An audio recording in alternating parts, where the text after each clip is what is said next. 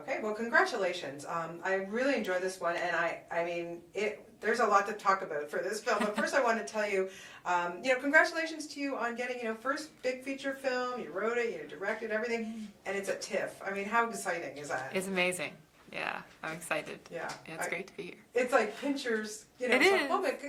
Canadian. It's a big deal to be here. It is. It's a really big deal. I feel like it's a big deal, yeah. Well, good. Well, enjoy it. Enjoy it all. How did you come up with this idea? Because it's funny, who of us has never been in a big box store, you know what I mean? Yeah. And you never really think about the inner workings of like, what is that, teller doing, or what is it? It really is kind of an interesting thought. Now every time I walk into a Walmart, I'm going to be thinking like, is the security people watching me? Yeah, and they probably are. Yeah, so how did you come up with this? Well, I mean, I live in Fredericton in New Brunswick, and it's a relatively small town. I love it there. It's really nice. And the big box store is, the place where you go. There's not a lot of places to go shopping in a small town, and it's kind of the center of where everything is. And so, I mean, I have a daughter, and you're buying things. I mean, they're there all the time. So it seemed like a logical place for me to set something. But the film originally actually was about body image and not so much about post-traumatic stress.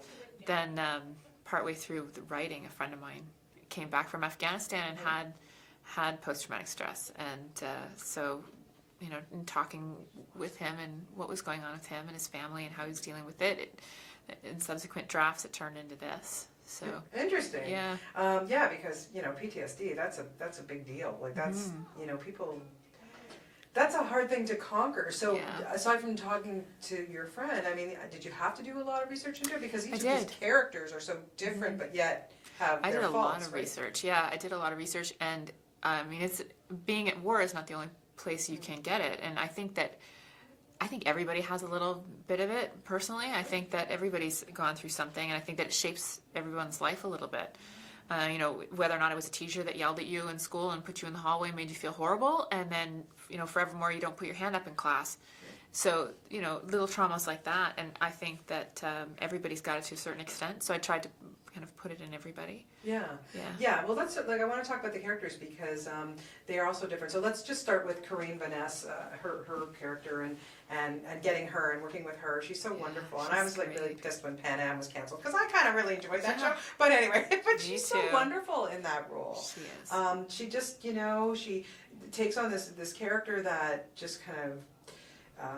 Falls into herself, and she doesn't care what she looks like, and she did such a great job. Why did you think about her for this part? She was submitted to me, and I knew who she was because I'd seen Polytechnique, and I was a fan of Pan Am, and so I knew who she was, and I actually met with her for a different part, and we both felt like she would have made a better Kate. But the Kate part had been cast already.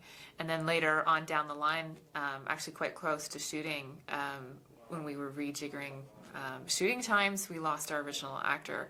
And so I called Cut In, and I was like, oh, you think maybe? And she was free for the month. It was just, everything just fell into place. So yeah, she came on quite late into the process, but already knew the script and knew everything and had for a long time. So it worked out amazingly. Amazing, is right.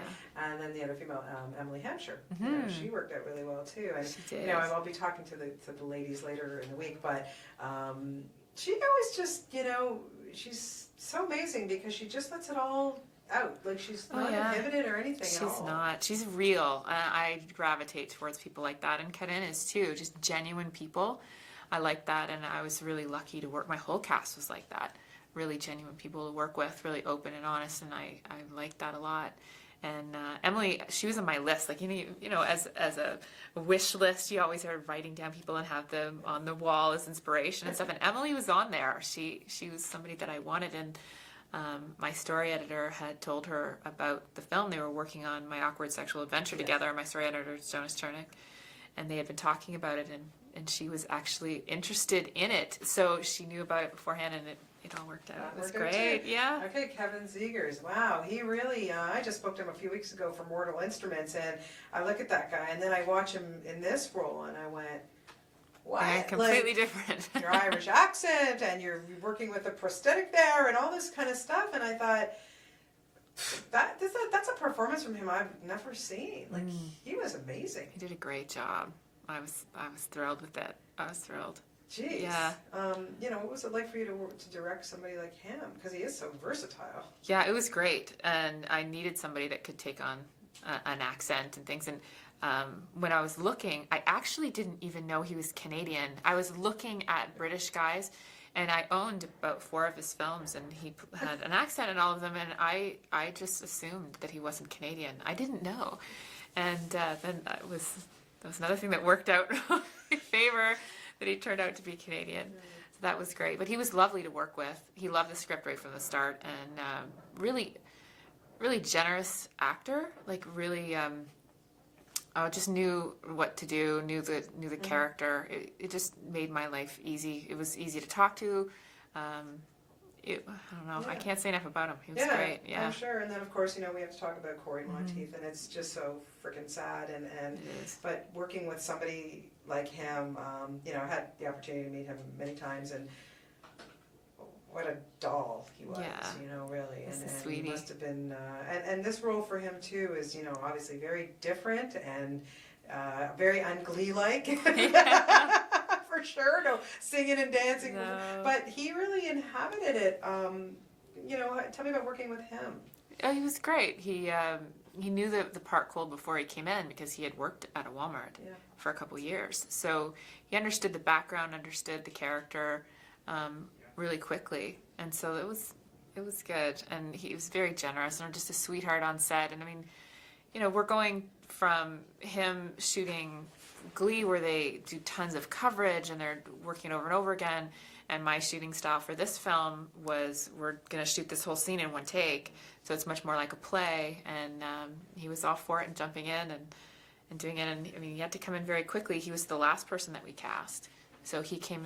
He read this like really late, like so a Saturday night he read it, and he was on the plane the next day, and then we started shooting 2 days after. So he had to get up to speed really fast, and he did a great job. When you give them your script and everything, but was there a lot of collaboration between you and the actors? Did they give you, you know, suggestions as to maybe I should do my character this way or that way, or did they stick mostly to your script? They stuck mostly to the script. Now, because I wrote it and stuff, I'm not married to the dialogue, I'm not married to the words and stuff, but the story, obviously. So sometimes we would improv what we were saying. Or have to rewrite. I know one of the actors got the stomach flu halfway through.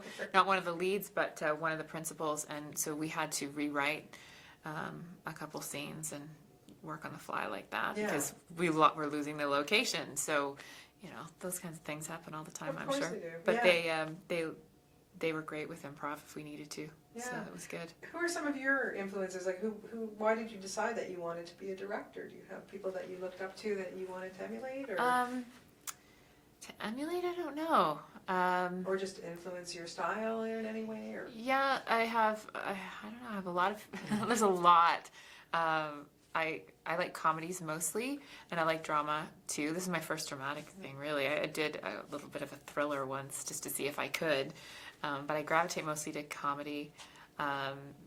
For Canadian directors, I really like Michael Dowse. I like his stuff a lot. Pete Tong was a big deal for me. I loved that movie a ton. He's coming in here on Sunday. Oh, nice. Yeah. Well, I'll tell him I think he's great. His movie's great. I don't know if you've seen it yet. I haven't. Oh my God, it's darling. I have not seen it yet. And he wrote The Grand Seduction, which is also phenomenal. I have to say, there's a ton of amazing Canadian films this year. Tiff, if you can, catch them. Oh, I'd love to. Including yours, of course. But really, like, that's what I love so much about this festival, is I get the opportunity to, you know, see them. And there's so many good ones. Oh, that's good. Yeah. Hopefully, they've got me packed this week, but hopefully I'll be able to see them after. I'm sure. Yeah. So what's up next? Are you starting to think about your next project? Oh yeah, we have a TV show that we have in development, which is great. We got some funding for that, and it's a comedy, a half-hour comedy. So I'd like to do something a little lighter, but then I also have a feature that we have in development too, called Strathcona. It's about a girl aging out of foster care. Cool. So that's a little heavier. I'd say. Yeah. Yeah. So we do have some stuff on the go, which is nice. Oh, that's wonderful. Yeah. Well, congratulations on the film. Like I said, I Thank think you. it's going to do very well. You did such a great job.